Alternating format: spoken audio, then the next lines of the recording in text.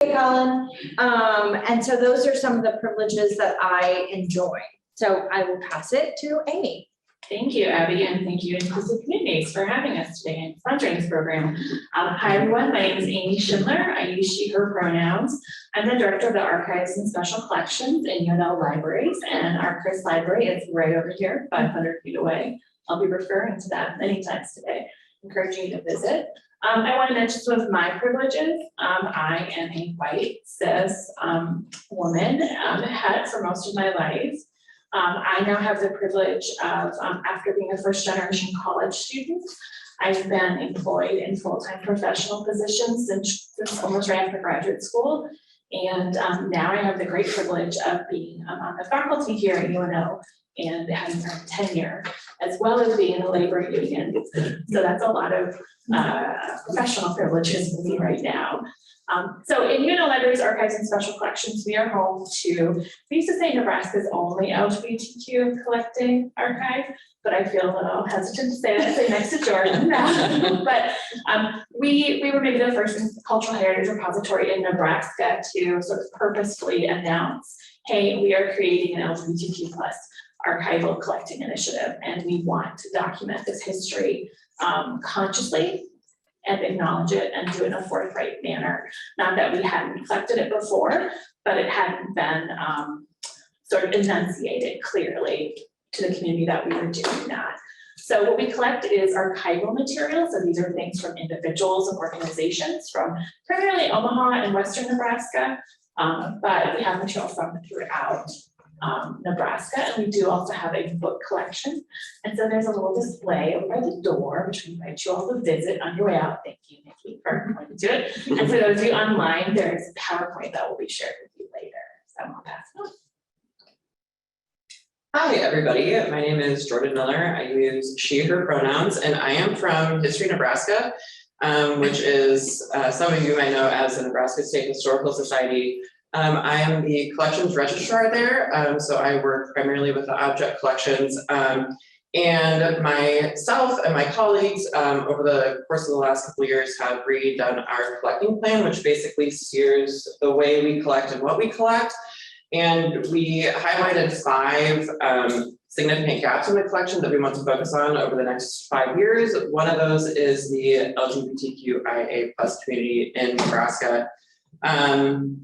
It is a vastly underrepresented demographic in our collection, and we are working really hard to rectify that. So a bit more about History Nebraska. We have sites all across the state, including the Gerald R. Ford Conservation Center here in Omaha. The Nebraska History Museum in Lincoln is where I am located.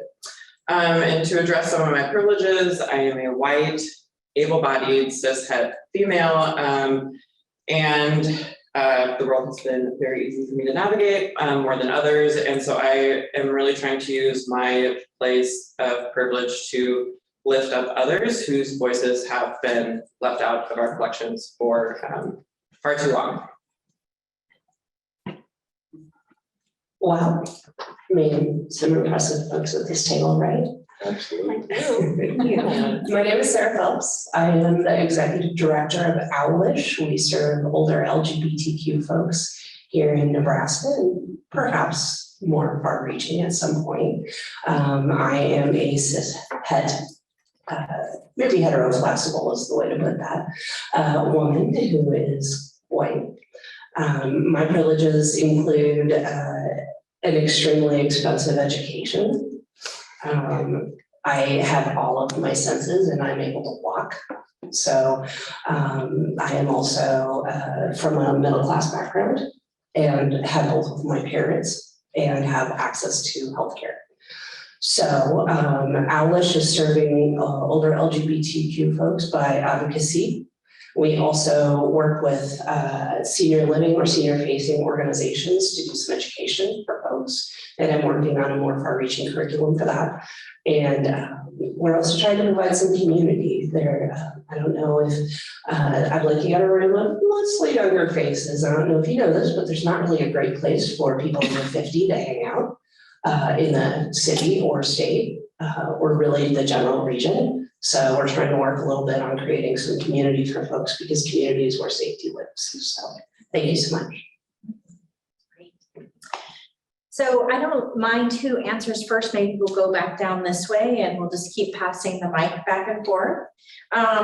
When you think of LGBTQ plus history, what is an overlooked moment or story or event that you would like people to know about? Well, I promise I'm not pandering because they're sitting right in front of me. But the first Pride Parade in Omaha happened in 1985, and it was more like a march. There were no floats, there was no Abbi. It was people standing there saying, this is who I am and I deserve to be recognized and have rights. There were about 60 people that did this march, which seems like a lot, right? However, it's not a lot when you consider the giant numbers on the coasts that were already marching. But we all know that scale does not reflect sacrifice. A lot of these folks had bags over their heads. They were risking businesses, families. They were risking kind of everything, ostracization from services, all those kinds of things. So we had the privilege of, as Alish, of supporting their presence in the Pride Parade this summer, and we hosted them at our booth. So we had a couple of folks who had marched with that first group sit at our booth, and it was very humbling to see younger folks come up and just want to touch them and say, thank you so much. Thank you for doing this. But I also want to acknowledge there is no golden age of LGBTQ rights. There is no like watershed moment where everything is fine. This is a continued struggle, and it is a continued atmosphere of risk for these folks. I love that. So I wanted to highlight a person, a Canadian by birth, but Nebraskan by career choice. So Louis Crumpton was born in Canada in 1925, and he began teaching in the English department at UNL in, let's see, what did I say, 1955. And in 1970, he actually introduced the second gay studies program in the United States. It was called a pro seminar in homophile studies. So it was kind of like an interdisciplinary course. It was English, psychology, because at that point, being gay was considered a mental illness still. And so it was actually taught by a psychology professor. And Crumpton was an openly gay man. And so Nebraska back then was still very conservative, as it is now. And so the legislature caught wind, and he suffered some major backlash from one particular legislative member from Scotts Bluff, who wanted to like publish the whole list of students in the class so their parents could know what it is that they were actually learning in school. So he was also a key player in founding of the Gay Action Group at the university, and which is now known as Spectrum UNL and is still in existence today. So a really cool thing that is going to be happening is, so History Nebraska is also in charge of the historical marker program across the state, and we will soon be erecting our first LGBTQ marker in his honor on UNL campus. I don't know exactly when that's going to be, but hopefully in the very near future. So I'm very, very excited about that. And he's awesome, great person. Great. Well, I'm going to highlight, I'll get to a UNO person at the end of this. So I want to highlight River City Gender Alliance. It was founded here in Omaha in 1986, and it continues today as the largest trans support group and also advocacy group. It's not just a support group. And so it's gone through a number of iterations and of course lots of leaders over the years, but it does continue, being 36 years now, I guess, if I do my math right there. And one of the former presidents of our CGA was a now retired professor, Dr. Meredith Bacon. She was a professor here for over 30 years in political science.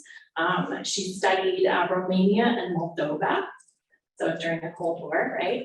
And in 2005, she very publicly transitioned. And when I say publicly, yes, of course, she told her colleagues and their friends and family, she and her wife Lynn, told their friends and family, but also their church community, and they were on the front page of the Omaha World Herald. They were on national morning news show, like I think it's Good Morning America. They were in People magazine. In 2005, that's a very big deal, right? So she was the first UNO employee to transition. As far as we know, she also made headlines across kind of educational news in the country, because she wasn't the first faculty member to transition in the country, but she was the first professor who'd been chair or president of the faculty senate both before and after she transitioned. So we're very honored to have her papers here, her archives and libraries. And she also donated her library to us. And she wasn't just active, after she transitioned. She had served on the board of the National, I should write it down, the National Transgender Education Center. That's not right. But she was active nationally as well as in local transitions. Awesome. There are some really amazing stories just in Nebraska. And as we've heard, history isn't all ancient history.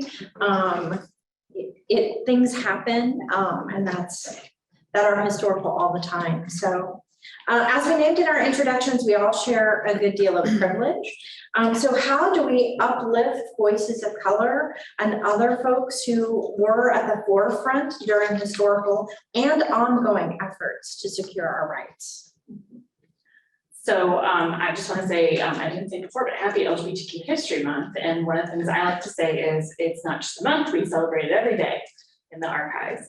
And I think that's one thing we can do. But in general, one thing we've done intentionally with the LGBTQ archive is when we were establishing it, it was established by, I've been involved in similar archives at other places I've worked, but here at UNO, there was a group of employees, a group of students, and then community members from outside of the university who got together and talked about, should we do this? Do we want to do this? And of course, they were all there, so they want yes. But we talked about what that would look like.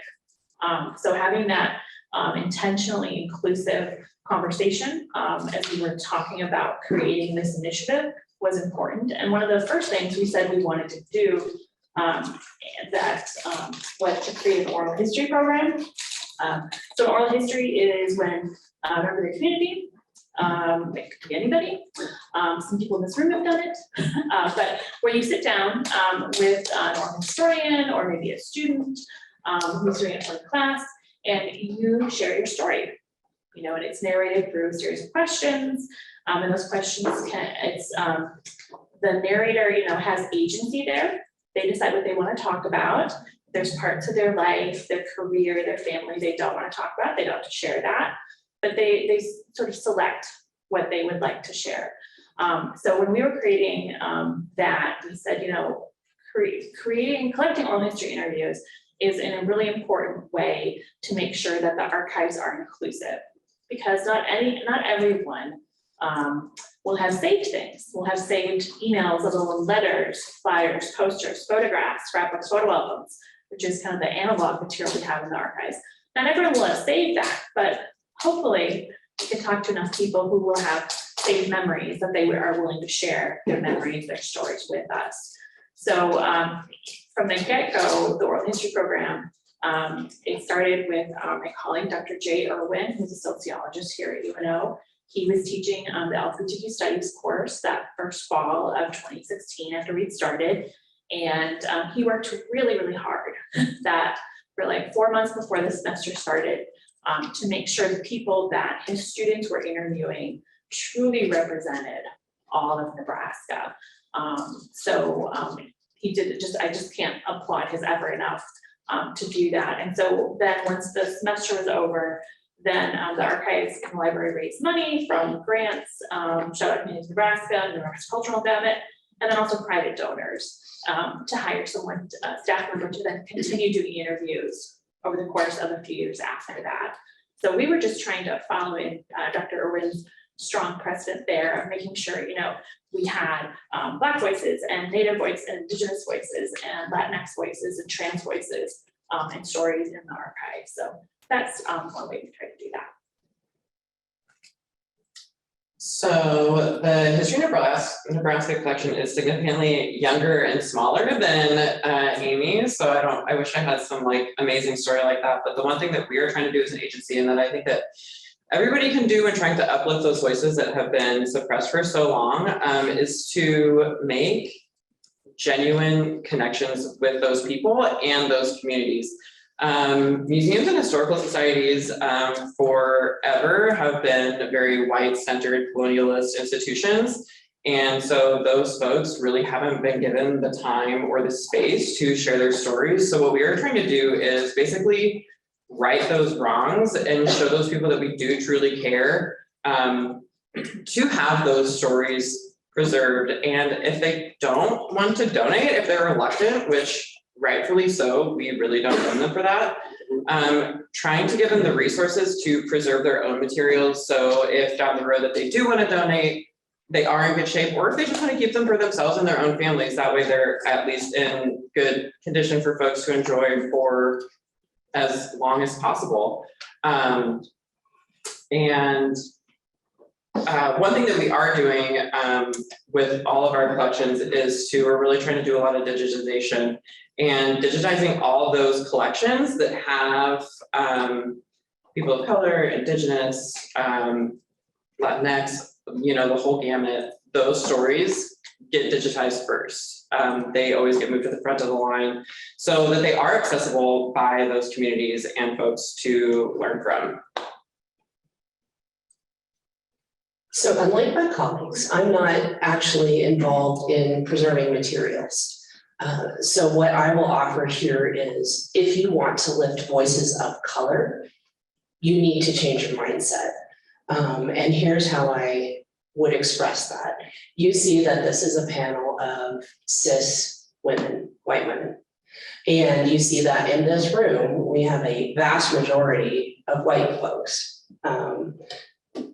What I will say is that you must acknowledge first that existing as an LGBTQ person of color is an act of rebellion in your community.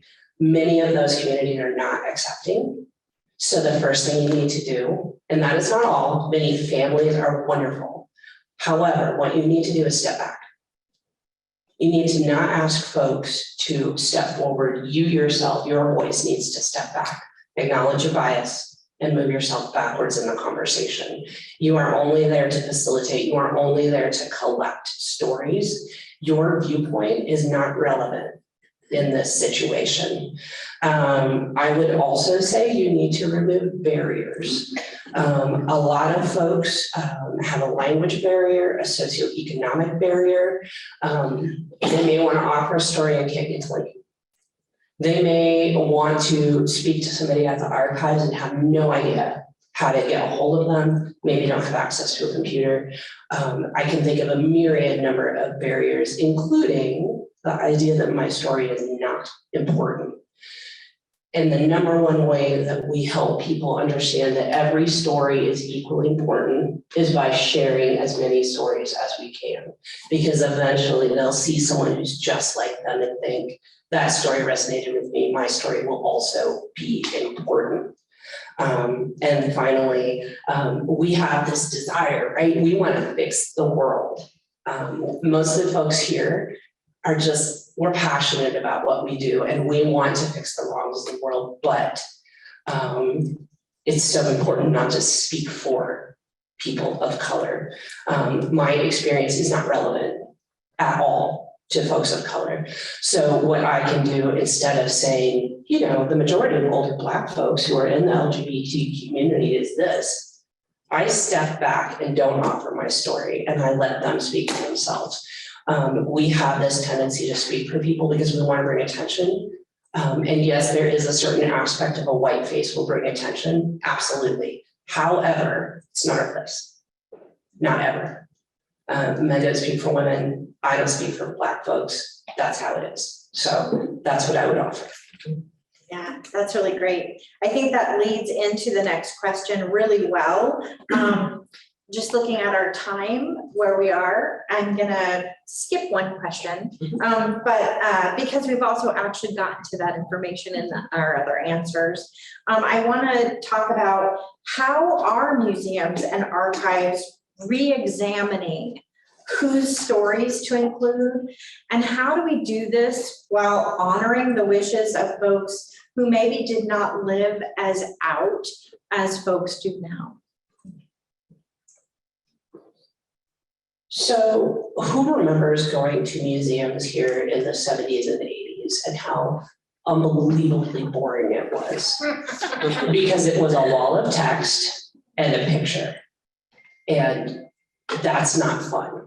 So when I think about whose stories to include, when I think about that kind of work, I think about making the museum experience, the archival experience, as interactive as possible. There's so many things to say here. When we talk about people who are not out, we need to offer them anonymous ways to offer their stories, because anonymity does not equal relevance or invalidate an experience. So that's the first thing I would say, is making sure people know that offering their stories is safe. It's a safe way to express themselves. It's very hard when you're a museum or an archive to bring in an anonymous story and add it to the historical record, but it's doable. And perhaps in the future, that person may change their mind about whether or not they want to be outed in the archive or the museum. Things change as you age. That's just how life is. And the other thing I would say is we need to encourage, as citizens, more attention on those stories, because every museum and archive cannot find the stories. They can't monitor every news station. They can't talk to every person. They don't know how to find the stories all the time. And, attention doesn't equal relevance. So we need to, if you know somebody whose story is amazing, see if it's okay if you offer their name to an archive. Sorry, I have lots of thoughts on this and it's not very coalesced. I apologize. So I'm going to hand it over to people who actually do the job. And thank you all for your attention. That was great. So give yourself more credit. Okay, so I am going to answer this question. So my colleague, Leinmeyer, she is a member of the LGBTQ+ community, and she is the coordinator of the Historic Record Equity Program. I mentioned her earlier. And so I was talking with her about this because she also would have been an amazing candidate to be on this panel, and she would have given amazing, thoughtful answers. So I asked her this question, and she gave me such a beautiful answer that I want to share her answer. She is at a conference in Tulsa, which is why she could not be here. So she said, I think that museums and archives are looking at artifacts and documents and being more open to narratives outside the heteronormative history that has been standard in the past. By allowing ourselves to fully consider that people have always been vibrant and complex, we are now able to tell a more complete story with the information we have. I think the best way we are honoring people who were not living in a way we might identify as not open/out, is by understanding that their lives and the context in which they had to live and what their feelings about their life may have been. I also think it's important to respect that they had different words and understandings of their experiences than we might as modern scholars or interested parties, and that we can compare but never really understand the full complexity of their identities and experiences because of this different context. Well, it's really hard going at the end of the it's hard with the oh wow. Something we talk about a lot in archives, and we've talked about a lot the last 8 years professionally, is addressing what we call archival silences, which Jordan has sort of spoken to in the context of museums, but where those voices maybe haven't been represented within the repository, within the personal collections and organizational records. So that's one thing for us.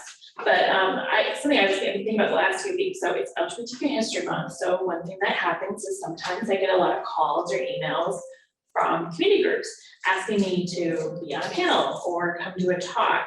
And I don't say yes to all of those. Like I said yes today because it was specifically about preserving the history. And I said, well, you know, as I'm not a queer person, but I'm an archivist, so I can speak to, you know, what we're doing with collecting LGBTQ+ material. But for other panels, I'm like, can I put you in touch with someone who has that lived experience?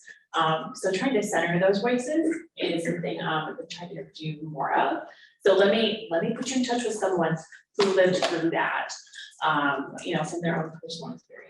So I think that's something that we all need to be more conscious of, not just in archives and museums, but in general. And you know, things Sarah said earlier about stepping back as that white lady, that applies here as well, I think. I'll stop there. Okay. If it comes to you, you can always add it. I think the last big question is something that sort of came out in Jordan's answer about language and labels. How have we seen language and labels change or stay the same over time? Sarah's got a great answer to this, y'all. Really bad, but I'll share a story from our collecting experience. And I have a few different stories I could share here, but I think an important thing is to recognize and acknowledge that you know, labels are very personal and it's individual, and it's not for me to tell someone else the label they've chosen is wrong, or it's no longer relevant, or it has changed. You know, like you know, history has passed you by, or catch up with what the kids today are doing. Or to say to young folk, and to reverse that, younger folks, you know, like, let me give you context around, you know, the history of labels and identities, so that folks can just have that larger historical context about why some folks may be using the labels they do. So I had a donor who, I'm gonna call her Mary, not her real name. She had been interviewed by UNO students for a project about women's history in Omaha. And she was in her 90s at the time we met. And so she'd done this interview, and she was talking about, you know, her life and her partner, her career, you know, 90 years of living, a lot to share.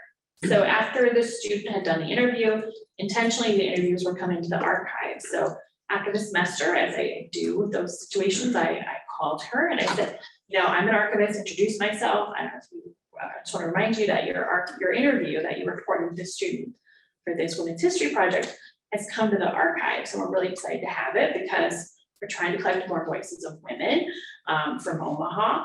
And also I understand you're a lesbian, and we're starting, you know, we started this LGBTQ+ archive. And so this is really, really exciting to have your interview to add to that. She could not have said more quickly how much she objected to the language I had used. You know, she said, I've never called myself a lesbian. I am not a lesbian, I'm gay. And the Q word was not okay for her. She didn't want that. She didn't like the LGBTQIA, two-spirit plus. Like she didn't want any part of that, you know. So it was having a conversation with her about that. And I said, okay, well, we'll, you know, when we put this into our database, when we share this with people, you know, we will describe you as you want yourself to be described. We will not label you then as a lesbian. We will not use descriptors like LGBTQ+ to describe you, because we will use your own words, your preferred identities there. And you know, it was going along, but then she, you know, she's in her 90s. Okay, let me emphasize this. She's in her 90s. She's not working anymore. She's retired. But she didn't want anyone to hear her interview. And I said, do you want to put a time limit on that?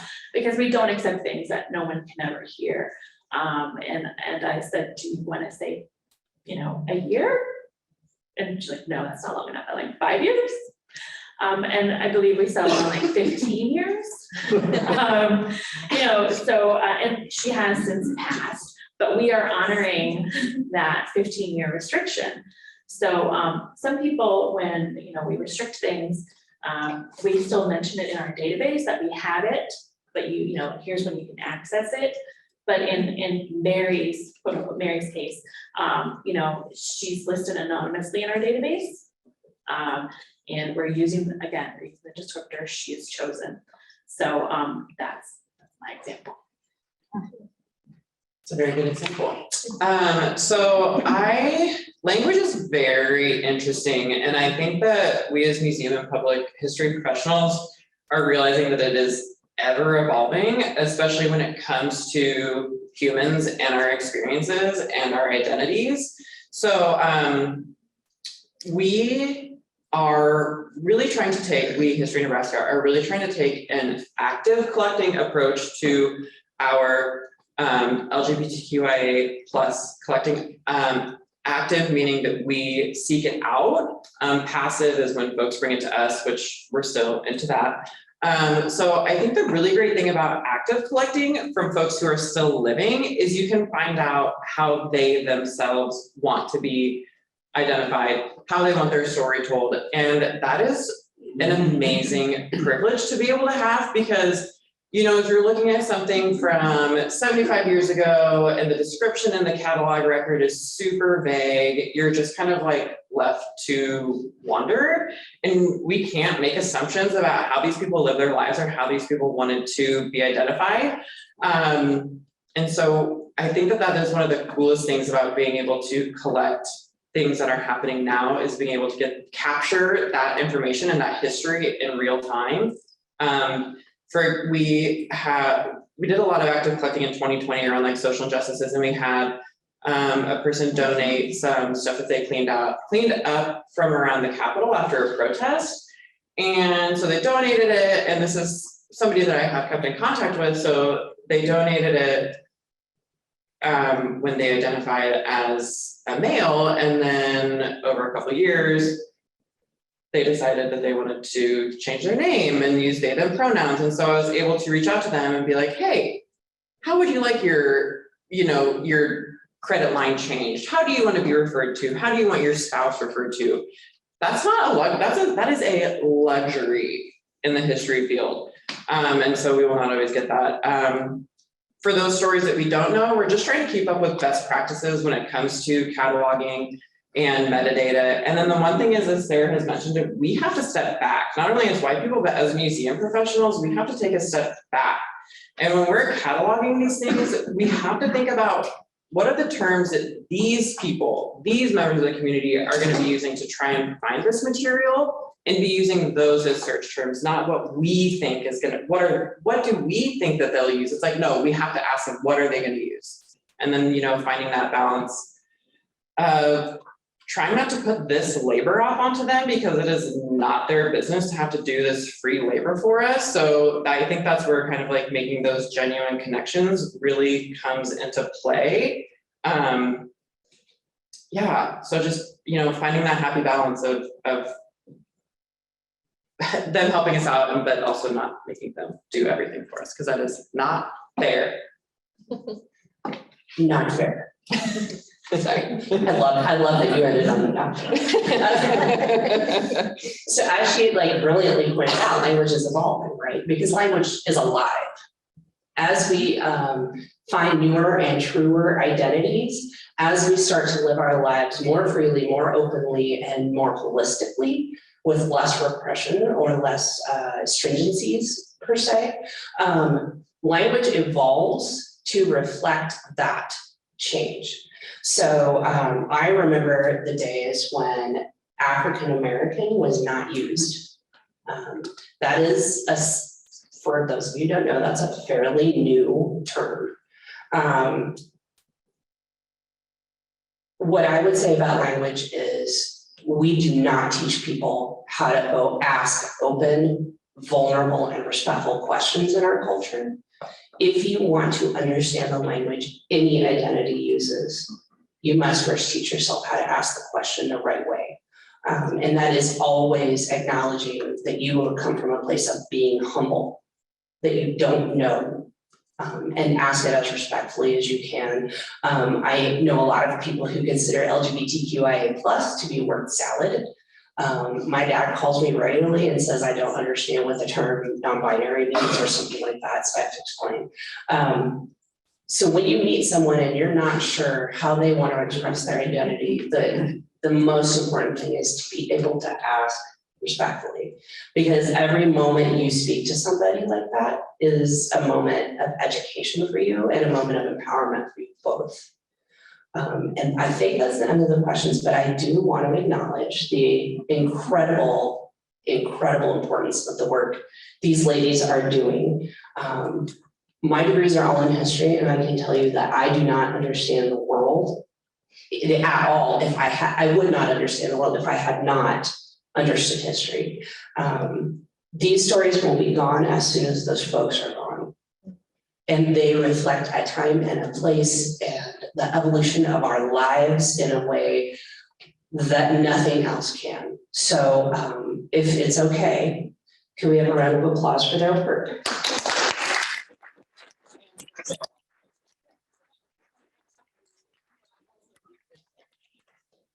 So it is the time of our programming that we move into small table talks, and there are folks moderating those tables. So we'll do that for a bit and then come back and I think have time for questions of our panel. So thank you so much. Discussion we had. So one thing we talked about was like with takeaways, like how we could use the conversations we were having to go out in our communities. One was to spread, history of LGBTQ stuff around, to shed light on more things in that area. And is there anything else you want to add? Yeah, so for the takeaways, like we had connect with community to represent them more accurately and fairly. That was pretty important for helping to make sure that people can find these stories and we represent them accurately. Not to take our privilege for granted or the struggles that those without privileges have had to face, to get to the same level. And then that like history has been lacking in a lot of areas, and it's important to find those, pay homage to those, and get those to the places that they need to be, so that more people can hear about them. Awesome, thank you, Noah and Kyle. Awesome. So I'll move on to our second Zoom group. Drew, did you have someone as an elected spokesperson? Justin, great. Hi.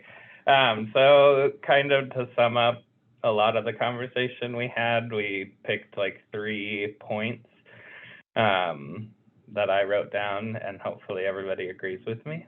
The first one was education. So just kind of seeking out opportunities to educate yourself, educate others, if possible, to learn more about LGBTQIA+ history within Omaha. I think a lot that got mentioned was there's this overarching education or overarching knowledge that we have about like queer history, but it's more recognized on a national level than it is at the local level. And so having resources like the UNO library is really helpful, and I know I've learned a lot about it in this past week, and so looking forward to doing more with that.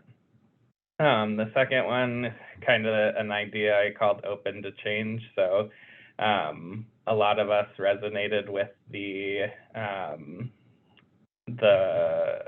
phrase that language is living and adapting constantly. And so just being open to that change and recognizing that something that is the way it is right now might not be the way it is later, and just accepting that and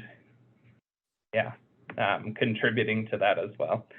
And then the last one I had as like challenging, so challenging yourself to do more or learn more, or even contribute to the history that we have here in Omaha.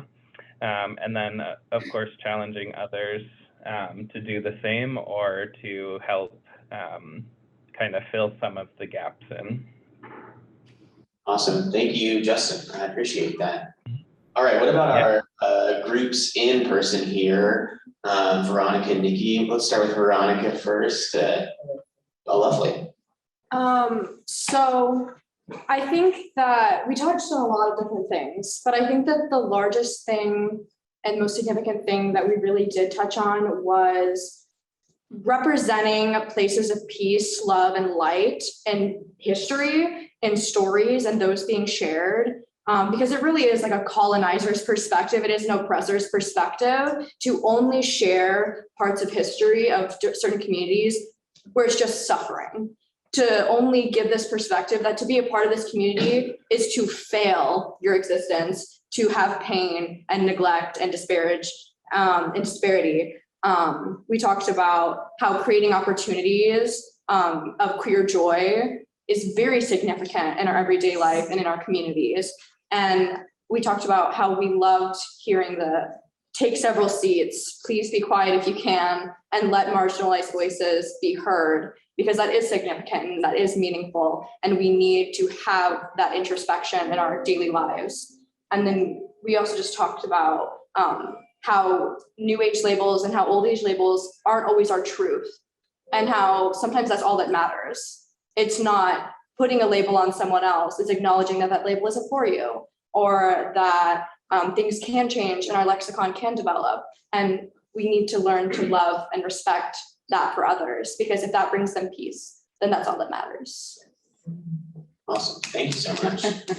What about Nikki's crew over here? Yes, we also had a lot of good conversation about it. First, I want to just say there was a lot of like appreciation for what all of you were doing. That was like the first thing that everyone said, so I just want to say that, thank you. There was some conversation around language, like the last question that you were talking about, particularly, you know, the harm that some language caused previously, but now reclaiming some of that language could be a form of resistance for some people. And we talked about like historical places of community, and the bars being one of those places, and just kind of the importance of maybe highlighting some of those stories, and not just bars, but other places. But that was just a place that is everyone kind of mentioned as far as like they all had a connection to something like that. So just highlighting some of those stories and maybe making, even we talked about like ways to collaborate, and you know, it would be interesting to sort of to have someone do sort of like a story collection from bars or other places of community. I don't know, did I miss anything? I didn't take notes, so this is kind of me trying to remember. Do we have anything you want to add? Perfect, thank you, Nikki. And so then I'll turn it back over to our panel and moderator. If you all had some questions that you didn't get to ask, or that you want to maybe put some call to actions out there, or if we want to have like a little Q&A here, if there's some questions floating around the room, we have some time to do that as well. So I'll hand this back over to you, Abbi. Great, thank you. Is there any questions in the room? Anything you're like burning to know? I always start out presentations often by saying, I'm also super privileged in that I get paid to be gay. I'm professionally gay. So, you know, I'm that person you can ask the awkward question of, because I'll usually try to answer it, because I know that folks are coming actually with then a desire to learn. So does that make you a prostitute? I don't know, but it's still real work. It is. Yeah, no, that's a great question. Yeah. Can I just ask each of you to share, like, what was a catalyst moment in your career when you realized that the work that you were doing was important and significant, even if it's just like an experience with someone that you met or any of that. I know. So mine was probably when COVID happened. It was when we first started really actively collecting, and it was when I think it was a really big light bulb moment for me of like, oh, we can really make a difference, and we can really start collecting some really cool stories and looking and know that people will look back in 50 or 100 years and be really grateful that we were doing the work that we have been doing. And that work that we did with COVID collecting has really spilled out into other areas. So I'm just super thankful. I am not thankful COVID happened. It's been a horrible couple of years, but I am really thankful that we were given that opportunity to start collecting such as an event that had such a national and local and global impact too. And so and seeing that active collecting mentality really spill out from that area, and that we have the buy-in from our agency to be able to do that work. It has been fantastic. I'll speak to an example like from here. So I've been working in archives for longer than Jordan has. So I'm not going to go back to the very first time, but the first time I think here, specifically with our LGBTQ archive, was when we were starting the oral history project. So as I mentioned, we were trying to center marginalized voices with who we were interviewing. But someone we had on our list was a retired dean, former professor of psychology, who hadn't come out until after he retired. And a dean is a really high-ranking person in the university, so that was a big deal. So he was contacted and said, hey, we're doing this project. Someone suggested we interview you. We'd like to interview you like in the future, not right now, but in the future. But maybe we're hoping to get leads from him. And he said, well, I'm not going to be here in the future. I'm in hospice. So we were starting the oral history project in like the fall semester, so like September, October, we would have been interviewing people, or the students would have been. So J. Irwin and I went to his house. His name is Shelton Hendricks, and he and his husband were there, and some of his children and grandchildren were there. And so we interviewed him, and then and it's what if you've ever been visited with someone in hospice, it was all those hospice things were happening, and I think 5 days after we did that. And what came out of that, it was just a reminder for me who, I don't want to say I'm jaded. I'm not jaded, but it's that kind of constant reminder we get in this profession of like, it matters, because it wasn't just for him, it was his children, his grandchildren, and like his husband, obviously, and the larger community. But then great things have come out of that. So we have his interview, which he was medicated. It's not the greatest interview we have, but we have him in his own words talking about that identity that he had, hidden for 60 years of his life. But then his children then became donors of other things to the archives, some of his personal papers, but then also some really important records about Indigenous history in this country from the 80s and the 1970s came to us from one of his children. So, it's just like a good reminder of like, you don't know where something's going to lead, and it's really a challenging and difficult day, weeks, but yeah. Oh, that's a downer. I'm sorry. Oh, no, I'm not getting to hear about downer, but it was a joyful thing too. It was, even though you're in this hospital. It's important. So part of finding your purpose as a professional is luck. And I lucked into this position. Older LGBTQ folks have been my heart for a very long time, but professionally to be able to do what you're passionate about is very rare. So I'm very fortunate. What I will say is that the purpose of being powerful and the purpose of having privilege is to give it away. So the most amazing moment, I would say, as a professional is I made the decision to open our home this Thanksgiving to anyone in the older LGBTQ community or LGBTQ community, period, who needs somewhere to be, to have fellowship and a meal and so forth. And somebody in our community started crying and said, I've been alone for every holiday since I left my home as a child, as a teenager. And it's very humbling to realize that those experiences exist in the world. And it's also infuriating, frankly. It's infuriating to think that someone's humanity doesn't matter to anyone else. And that is the crux of the work I do. The expression of that humanity is the crux of what they do. All of the work that is represented at this table exists because we believe that people matter and that everyone should have equal access to everything and an equitable and happy life. The ability to feel joy is unique to our species, and yet so rare. So I will pass this to Abbi.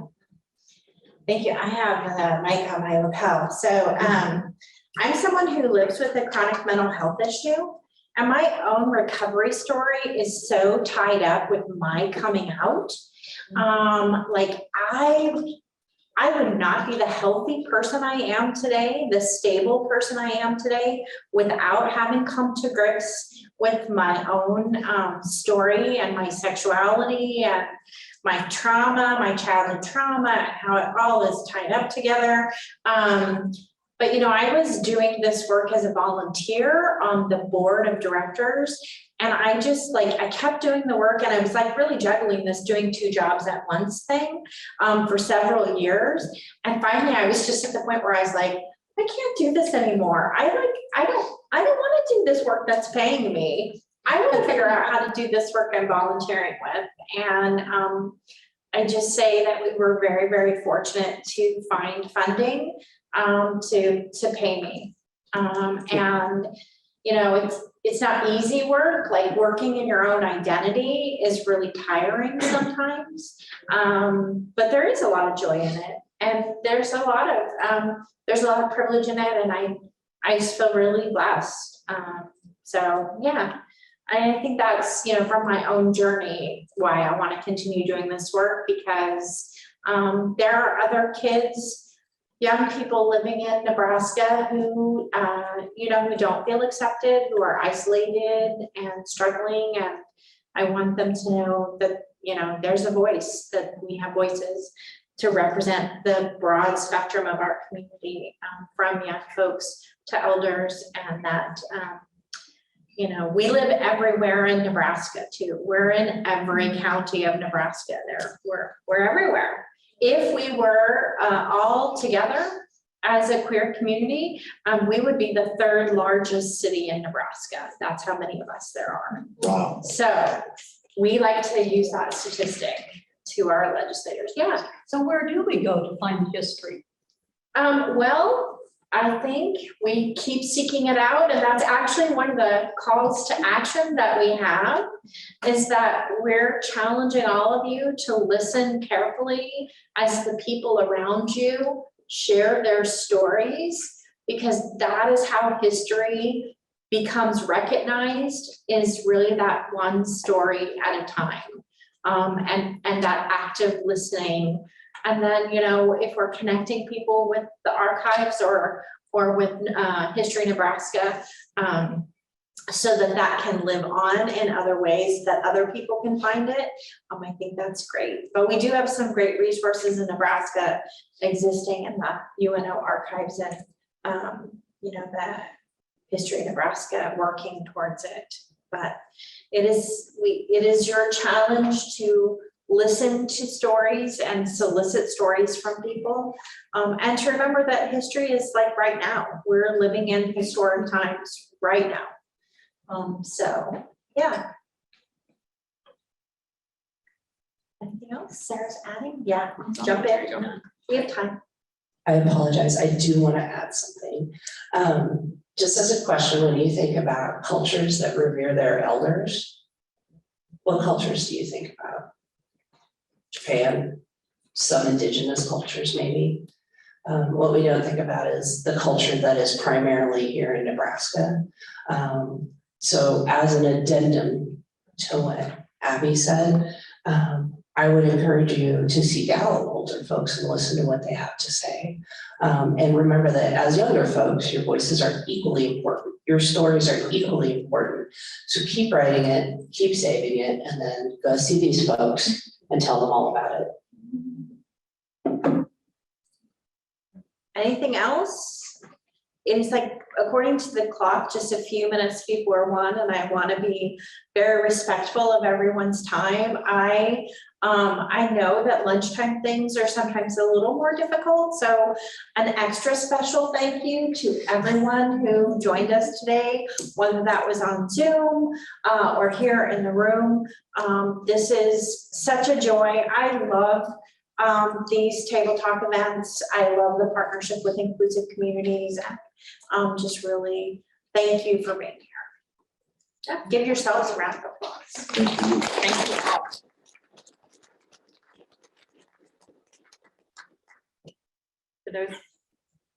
For those who still never mentioned the plug, you can pick up brochures and stickers from History Nebraska over at the table over here. We've got a little pop-up display of a few items from the archives here at UNO, and there'll be a PowerPoint for everybody else, so check that out. And as long as those of you who are here on campus, or those of you who might want to visit before December 22nd, we have one of our current displays in the library is called "We're Not Going Back!" The second National March on Washington for Lesbian and Gay Rights. And that was the march in 1987, and a whole bunch of Nebraska folks attended the march. And Terry Sweeney was good enough to donate things from the march, so those are on display. And one of the results of that march was National Coming Out Day. It was created in 1988, the following year on the anniversary of the march. So there's things about National Coming Out Day history here in Omaha on the display as well. So check it out through December 22nd, right over there. There was a question on the chat about how can someone come check out the archives? The archives is open to the public. You do not have to be a UNO person. We're open Monday through Friday, 9 to 5. Thanks for asking. You can also make an appointment to visit on an evening or weekend, and we do tours. I'm doing tours of the exhibit through the end of December. So feel free to contact. There's contact information that'll be sent out. If you have questions, we have a small sampling of things online, including oral histories, if you want to start listening to some of those voices. So, yeah, thank you.